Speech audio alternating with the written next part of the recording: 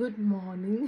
ഇത് നമ്മൾ വെളുപ്പിന് തന്നെ എണീറ്റ് ഇപ്പോൾ 7:20 ഒരു സ്ഥലം വരെ പോവാം കേട്ടോ. ഞാൻ മൈക്ക് യൂസ് ചെയ്യുന്നില്ല, അപ്പോൾ എത്രത്തോളം എനിക്ക് ഓഡിയബിളാണെന്ന് എനിക്കറിയില്ല, കാരണം ഞാൻ പോകേണ്ട തിരക്കിലാണ്. അപ്പോൾ അവിടെ ചെന്നിട്ട് കാണാം. ഓക്കെ. അപ്പോൾ നമ്മൾ ഇവിടേക്കാട്ടോ വന്നിരിക്കുന്നത്. ഇത് കാൻറ്റംബറി ആണ്. ഇതായിരുന്നു ഞങ്ങൾ താമസിച്ചിരുന്ന റൂം. നല്ല അടിപൊളി ഒരു കോസി വൈബുള്ള നൈസ് ഒരു ബെഡ്റൂമായിരുന്നു. ഇത് സിറ്റിയോട് ചേർന്ന് തന്നെയാണ്, കത്തീഡ്രലിൻ്റെയൊക്കെ അടുത്ത് തന്നെയാണ്.